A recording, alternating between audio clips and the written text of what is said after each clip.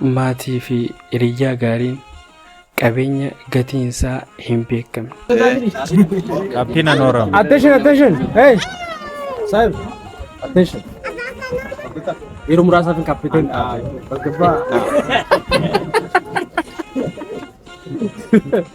Welcome. Bukan dengan kita. Gimana gari? Seduf. Ha? Harmaya Mayasiti jira mantana bishaan gubbaa. Bishaan umanii lafaa miti. Bishaan gubbaa jira. Jiru seenaati. Yaadannoon akka irratti hin deebiin. Naan eeggamtanii naatu likkatti isin geesse. Nagaan isin deebise. Rabbi gaditti. Rabbi gaditti isaa Seeftiin kunuu sin eegu rabbi sin. yookaan dambu yookaan jechuudha.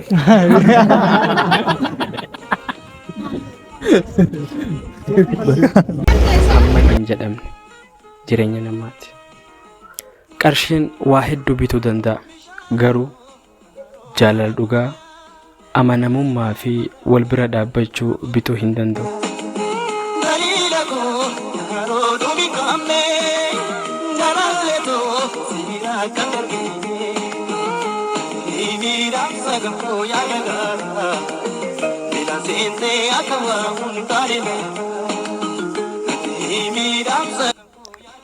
Kanaaf namni maatii gaarii fi hiriyyaa gaarii qabu nama badhaadhaadha.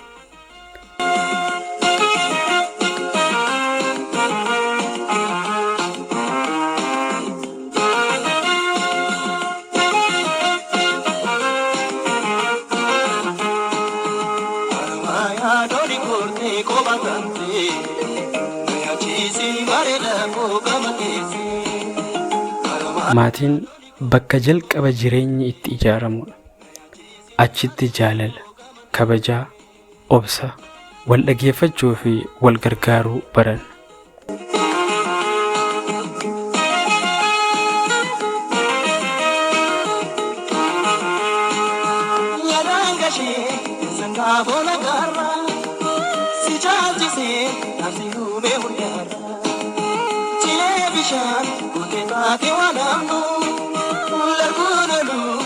Yeroo gammachuu waliin koflinaa, yeroo rakkootti immoo wal jajjabeessina. Jechi gaariin wal kabajuun fi wal hubachuun mana tokko nagaa fi gammachuudhaan guuta.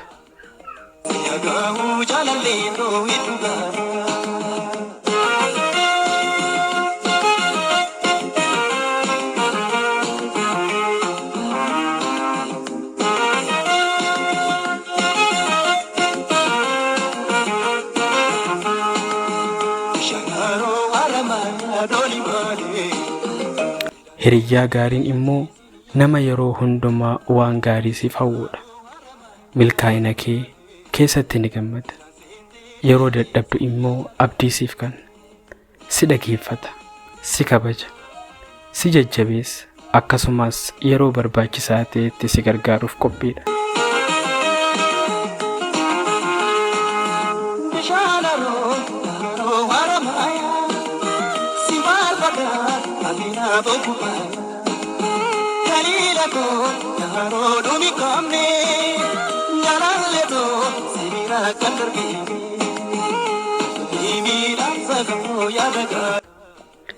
Hiriyyaan akkasii jireenya namaa keessatti gatii guddaa qaba.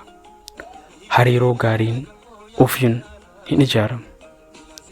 Jaalala, amanamummaa, dhugaa dubbachuu, wal kabajuu fi irratti yeroo kennuun barbaachisaadha.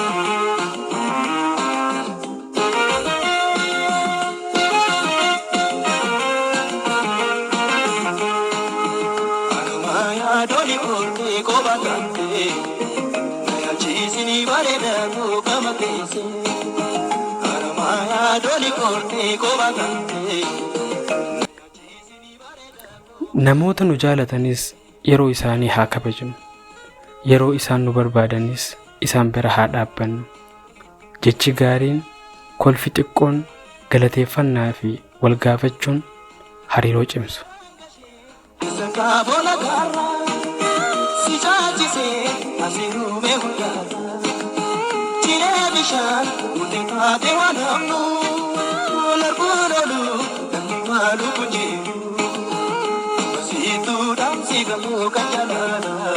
Har'a yeroo muraasa fudhadhu.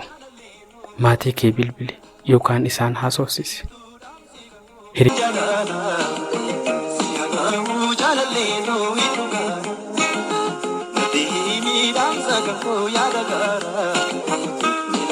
Hiriyaa gaarii kee galateeffadhu. Namoota si jaalatan akka isaan si barbaachisan itti himi.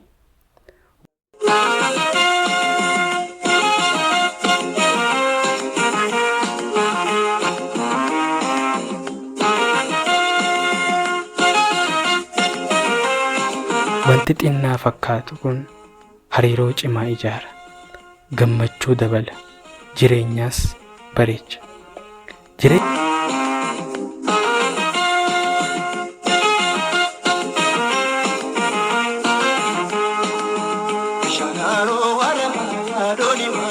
keessatti maatii fi hiriyaa gaarii kabajuun, jaalachuun fi waldeeggaruun hojiiwwan gurguddoo keessaa isa tokko.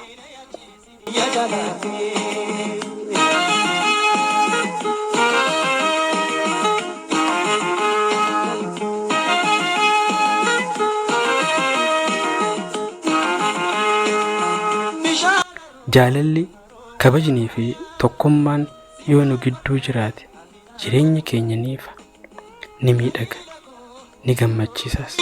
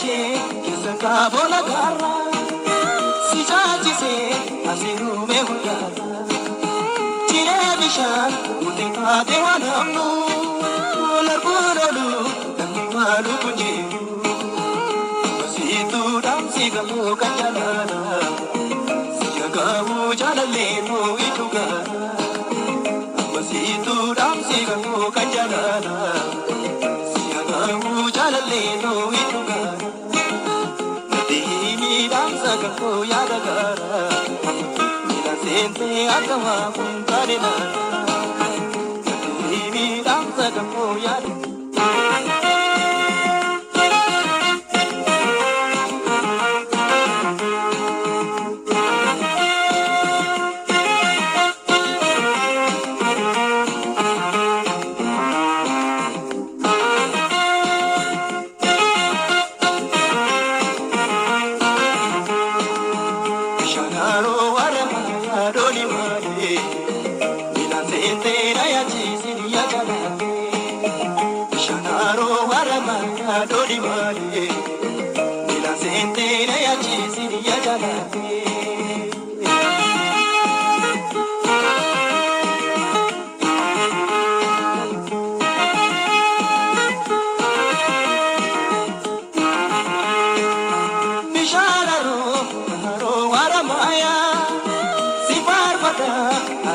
Boku